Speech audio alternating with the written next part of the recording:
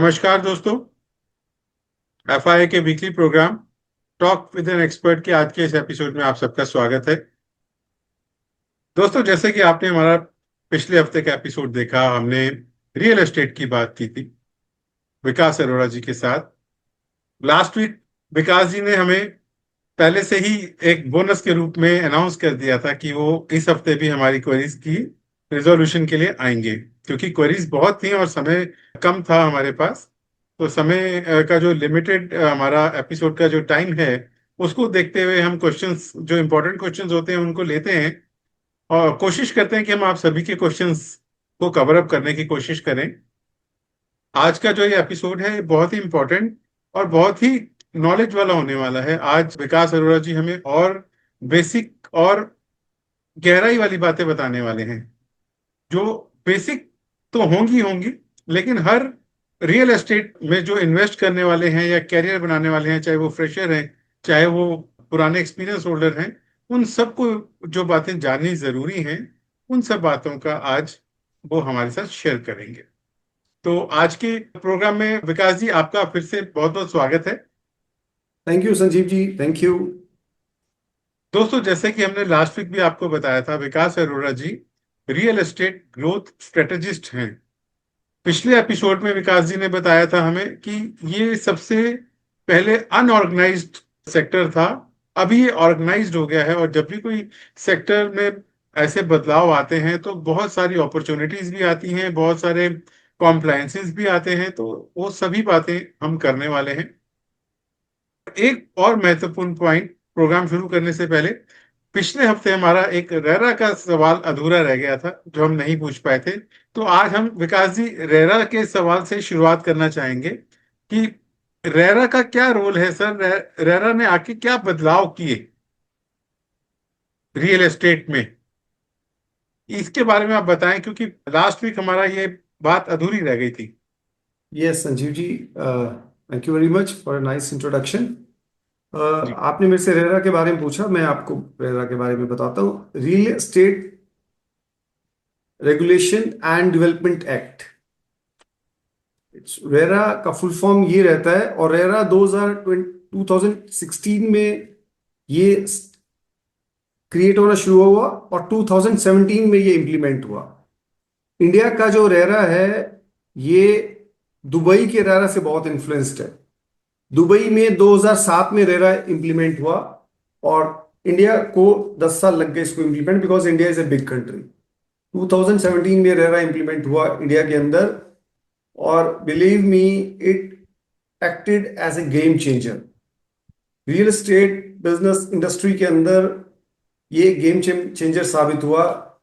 जो पहले हम सुनते थे कि ये फ्रॉड हो गया, ये हो गया, वो हो गया, अभी उसके बाद से ये बहुत कम हो गया। अब जो करेगा वो जानबूझ के करेगा और वो बचेगा भी नहीं, उसको ये भी पता है। So there are stringent norms in RERA, no doubt. अब ये 10 साल हो गए, इसमें भी अब इंप्रूवमेंट की जरूरत है। मैंने भी बहुत सारे ब्लॉग्स लिखे हैं लिंक्डइन के ऊपर, रेरा के ऊपर, और मैंने भी उसमें ये बोला है कि अब इसमें इसकी इंप्रूवमेंट की, इसको रिवाइज करने की जरूरत है। ऐसा है जी सर, अगला जो सवाल है,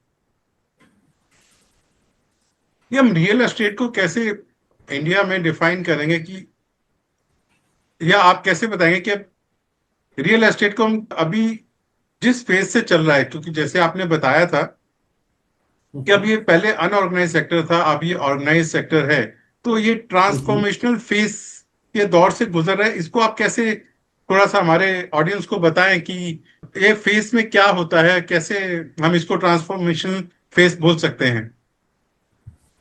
संजीव जी, एक चीज देखिए आप, 2017 से पहले और 2017 के बाद हम ये देख रहे हैं कि रेरा के आने से things have change like anything. तो इन्वेस्टर्स और जो होम बायर्स का जो कॉन्फिडेंस है वो एक्सेप्शनली इंप्रूव हुआ है। और जी मैं कह रहा हूं कि ये ट्रांसफॉर्मेशन फेज में है। उसका एक रीजन है, आप ये देखिए कि नाउ देखिए टेक्नोलॉजी का कितना यूज हो रहा है। अभी अगर आपको फ्लैट प्लॉट कुछ भी देखना है, आप किसी भी सिटी से आप उसकी वर्चुअल कॉन्फ्रेंस में ड्रोन शूट के द्वारा लिया हुआ जो वीडियो है उससे आप देख के समझ सकते हैं। आपको पर्सनली जाने की जरूरत नहीं है। एआई की हेल्प ली जा रही है, बेड एंड ब्रेकफास्ट कंसेप्ट आ गया है, सेकंड होम्स का कंसेप्ट आ गया है, वेलनेस होम्स का कंसेप्ट आ गया है। ठीक है, आप देखिए कि फ्रैक्शनल सेलिंग का कंसेप्ट आ गया, REITs real estate investment trust का कंसेप्ट आ गया है। मतलब ये इतनी सारी चेंजेस आ रही हैं, फेसलेस रजिस्ट्री का कंसेप्ट आ गया अभी, और अभी बहुत सारी ट्रांजेक्शन्स बैंक टू बैंक हो रही है, मतलब व्हाइट मनी में प्रॉपर्टी में डीलिंग हो रही है। इतनी चेंजेस हम पहले सोच भी नहीं सकते थे, जो मैं ये सारी चीजें आपको बता रहा हूं। आज कोई कहीं से बैठ के प्रॉपर्टी खरीद रहा है। ये ट्रांसफॉर्मेशन है बहुत बड़ी, और कंट्री अपने आप में ट्रांसफॉर्म हो रहा है। कंट्री आप देखिए, आप कोई रेलवे स्टेशन देखिए, आप बस स्टैंड देखिए, आप एयरपोर्ट्स देखिए, इंडस्ट्रियल कॉरिडोर्स आप देखिए। ठीक है, ग्रीन स्मार्ट सिटीज आ रही हैं, एक्सप्रेस हाईवे आ रहे हैं, so many changes are taking place, and not only a particular place. हम कहें कि एनसीआर में हो रहा है, ऐसा नहीं है, it's everywhere it is taking place. Monorails आ रही हैं, मतलब थ्रू आउट द कंट्री ये चीजें हो रही हैं। जी। So that is the reason, जहां पे इतनी डेवलपमेंट होगी वहां पे इंडस्ट्री आएगी, इंडस्ट्री आएगी, लोग आएंगे तो पॉपुलेशन बढ़ेगी और उस जगह की कीमत बढ़ेगी।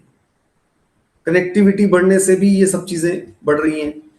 एयरपोर्ट अपने आप में कैटलिस्ट की तरह काम कर रहा है, और कितने एयरपोर्ट नए आ रहे हैं, ग्रीन कॉरिडोर्स आ रहे हैं।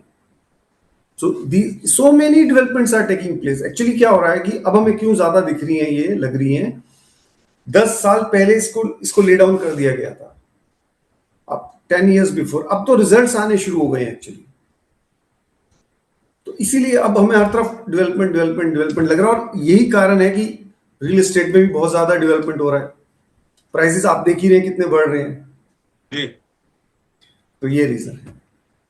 तो जहां हमने ट्रांसफॉर्मेशनल फेज की बात की, तो जब ट्रांसफॉर्मेशनल फेज के साथ साथ जब बदलाव आते हैं तो वहां पे ट्रेंड्स भी डेवलप हो जाते हैं। तो ऐसे ही रियल एस्टेट में भी कुछ ट्रेंड्स डेवलप हुए हैं क्या सर? और अगर हुए हैं तो क्या है वो, उनके बारे में? देखिए, बड़ा इंटरेस्टिंग बात बताता हूं आपको। बहुत सारी, आज आप देखिए, सब ऑलमोस्ट, मतलब टॉप हम कह सकते हैं कि जो इंडस्ट्री कॉर्पोरेट हाउसेज हैं, hmm. They all are coming in real estate. जो मान लो DLF, Sobha, House of Abhinandan Lodha, brigade group, Prestige, ये तो हमें पता है कि ये लोग रियल एस्टेट में बहुत पहले से हैं। लेकिन अरविंद, ट्राइडेंट, रिलायंस, अदानी और बहुत सारे नाम, और ये लोग तो पहले रियल एस्टेट में नहीं थे। जी। इनका रियल एस्टेट में आना ही अपने आप में बहुत बड़ी बात है कि real estate is booming sector, क्योंकि इनके पास तो पूरी रिसर्च होती है। और एक और इंटरेस्टिंग बात बताता हूं, सिर्फ आना ही नहीं है, इनकी टर्नओवर, इनके जो जो इनकी एक्चुअल कंपनी की टर्नओवर थी, उससे भी ज्यादा बढ़ चुकी है रियल एस्टेट की, इनकी रियल एस्टेट की कंपनीज की turnover. This business has taken over their core business. जी। तो इन इतने सारे कॉर्पोरेट हाउसेस का आना, गोदरेज को आप देख लीजिए, Godrej is famous for locks and almirahs and all.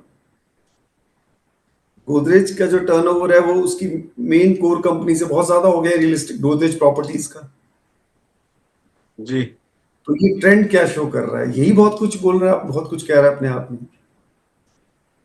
नहीं, बिल्कुल सबसे बड़ा तो इसमें फिगर्स के ऊपर ही है। और ये सबसे बड़ी बात, ये एसेट है, एसेट्स बिल्डिंग का खेल है, तो नेचुरली से बहुत फर्क पड़ता है। बेस देखें, हर कंपनी, कोई भी कंपनी हो, कोई भी बिजनेस हो, सबसे बड़ा स्ट्रॉन्ग फाउंडेशन ही जमीन है, रियल एस्टेट है। सर, वक्त के साथ चैलेंजेस, ये तो पॉजिटिव की हम बात कर रहे हैं, लेकिन वक्त के साथ चैलेंजेस भी बदलते हैं। पहले चैलेंजेस कुछ और थे, अब कुछ और है। तो अब इन्वेस्टर्स के लिए क्या क्या चैलेंजेस फेस होने वाले हैं ऐसे दौर में? और सबसे पहला पॉइंट है, क्या अभी भी कोई चैलेंजेस होंगे? क्योंकि इतना ये ऑर्गेनाइज्ड हो रहा है, सब कुछ इतना अच्छे से फैसिलिटीज भी आ रही हैं, आपने जैसे बोला रजिस्ट्री भी बहुत इजी हो जाएगी, तो क्या स्टिल कोई चैलेंजेस बचेंगे इन्वेस्टर्स के लिए?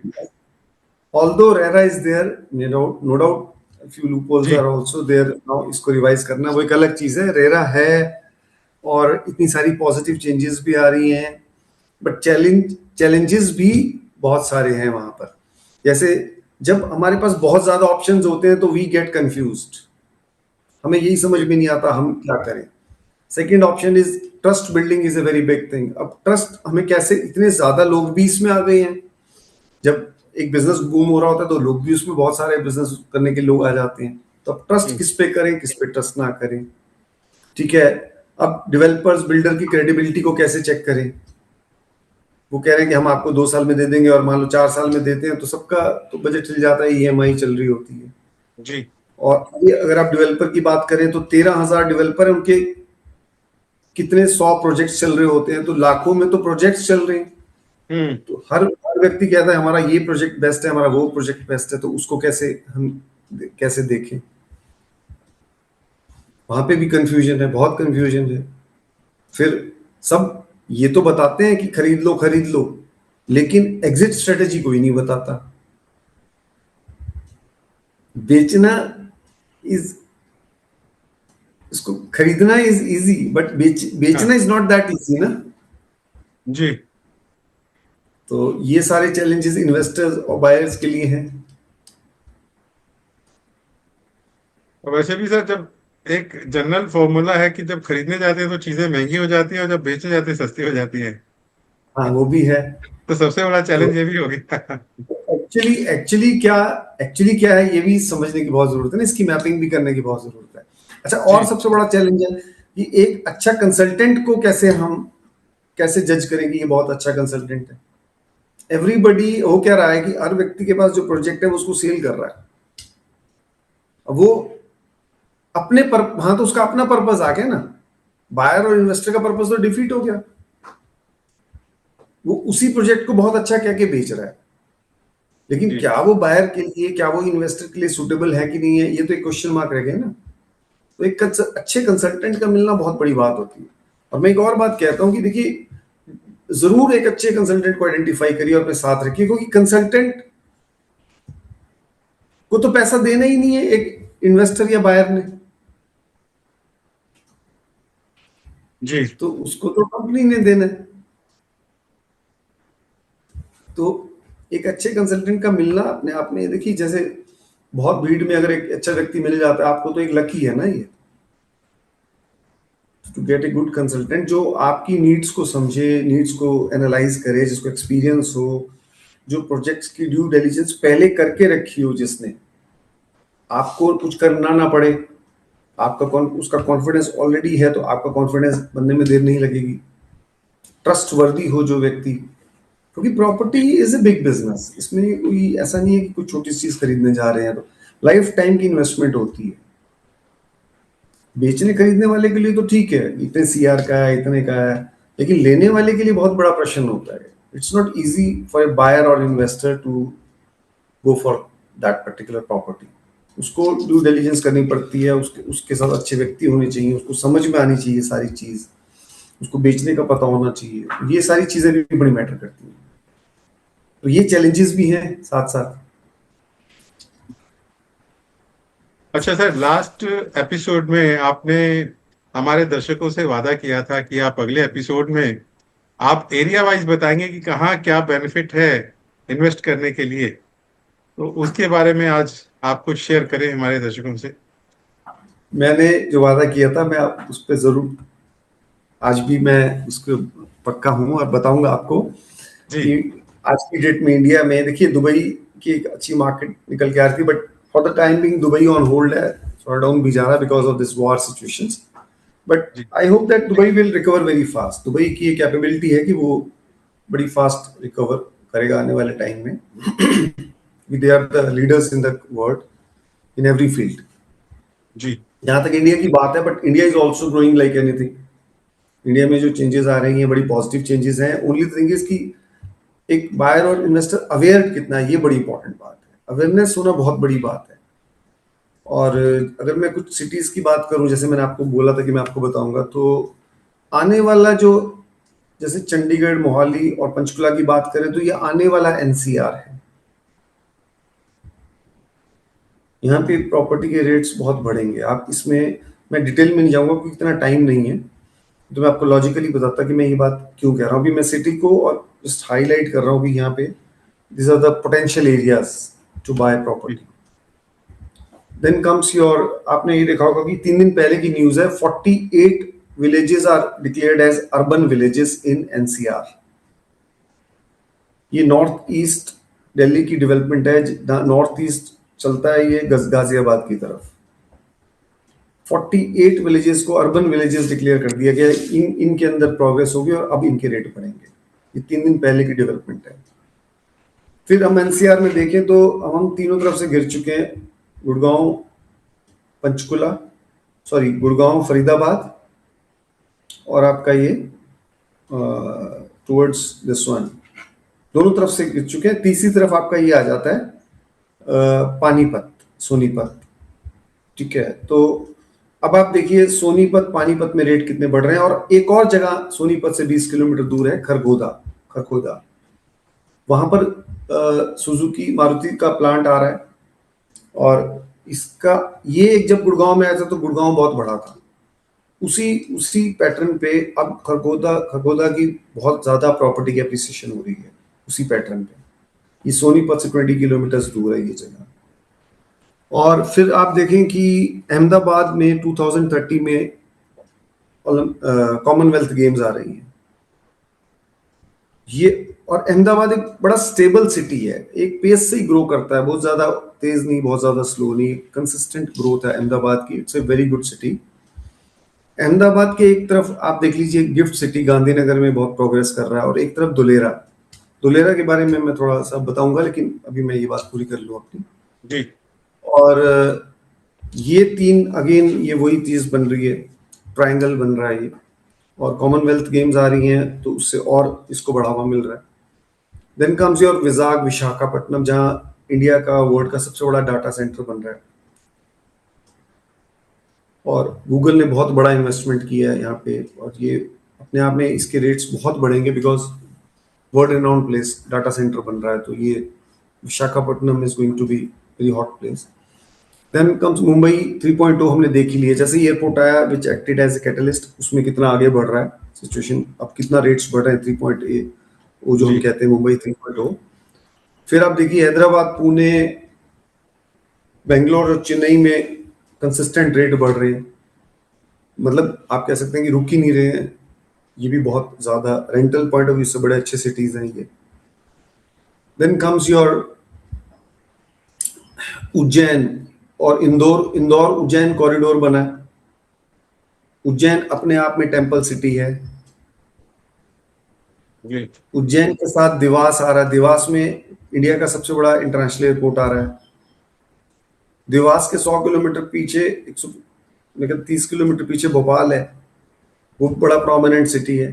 भोपाल बीच में देवास, देवास के इधर उज्जैन, और उज्जैन के इधर इंदौर। ये बेल्ट बहुत स्ट्रांग निकल के आ रही है इन्वेस्टमेंट पॉइंट ऑफ व्यू से। ठीक है, उसके बाद आप देखिए कि नासिक, टेम्पल सिटीज की अगर हम बात करें, नासिक में कुंभ आ रहा है, और उज्जैन में भी अगले 1.5 साल में कुंभ आ रहा है। तो कुंभ के आने से, करोड़ों लोगों के आने से उस सिटी की इकोनॉमी बढ़ती है, और उससे फिर रेट्स बढ़ते हैं। उज्जैन मैंने बताया ही प्रोमिनेंट है, green corridor, Dewas, temple city, Kumbh, hot spot है उज्जैन आज की डेट में। ऐसे ही नासिक में कुंभ आ रहा है। नासिक वैसे भी अच्छा सिटी है, उसमें भी रेट बढ़ रहे हैं खूब। हरिद्वार में कुंभ आ रहा है अगले, अर्थ कुंभ आ रहा है अगले साल, वहाँ के रेट बड़े बढ़ रहे हैं हरिद्वार के। और आप ये देख लीजिए, Vrindavan is on the top. हमारी टॉप 10 सिटीज रियल एस्टेट में वृंदावन इज नंबर 1, जिसके रेट बढ़ रहे हैं, क्योंकि 18 करोड़ लोग वहाँ हर साल आते हैं।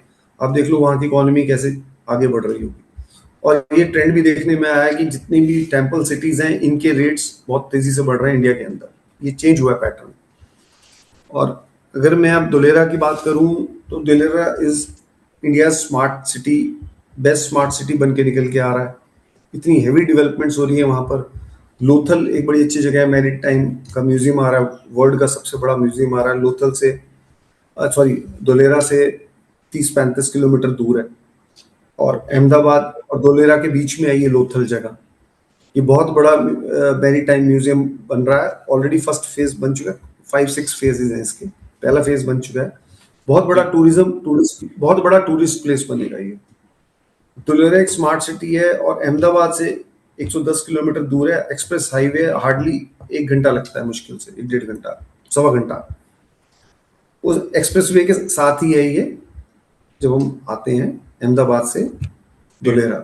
और जी। धुलेरा में इंटरनेशनल एयरपोर्ट आ रहा है, ये भी बहुत अपने आप में बड़ी बात है।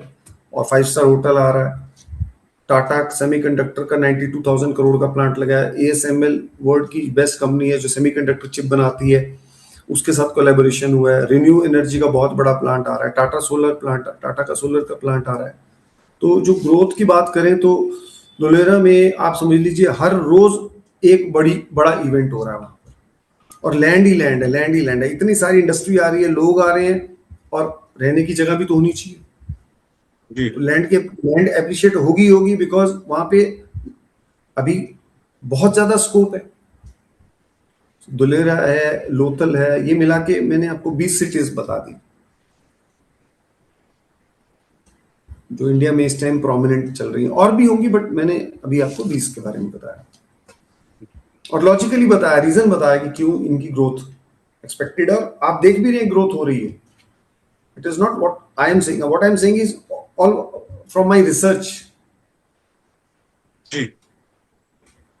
सर आपने अभी बताया था कि पंचकुला है, चंडीगढ़ है और मोहाली, यस। यहाँ पे रेट बहुत ज्यादा बढ़ने के चांसेस हैं।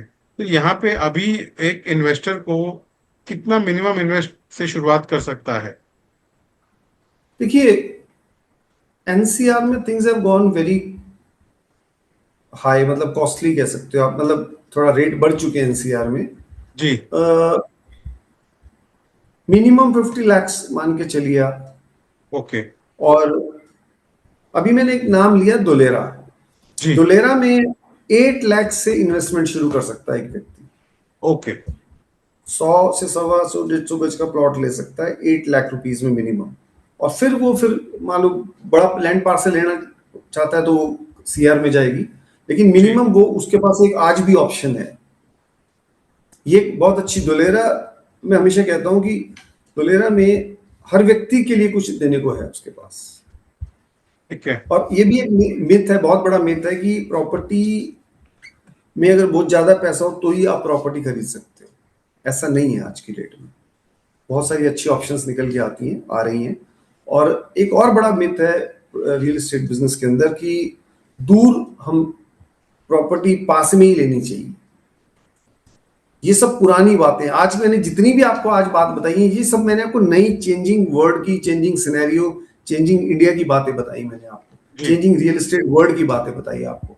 तो ये पुराना मिथ कि मेरे घर के पास ही हो, वो इमोशनल डिसीजन होगा, और वो आप ले भी लेंगे तो बढ़ेगा नहीं बढ़ेगा एक क्वेश्चन मार्क है। ये सब स्ट्रेटेजिक लोकेशन, स्ट्रेटेजिक पॉइंट्स हैं। और रेरा के आने के बाद ये मैटर ही नहीं करती बात कि आप घर के पास ले रहे हो कि घर के दूर ले रहे हो, जी। क्योंकि every developer is bound with the RERA. RERA की कंडीशंस पूरी करने के बाद ही वो फील्ड में आके कुछ कर सकता है, अपने आप कुछ नहीं कर सकता। जी।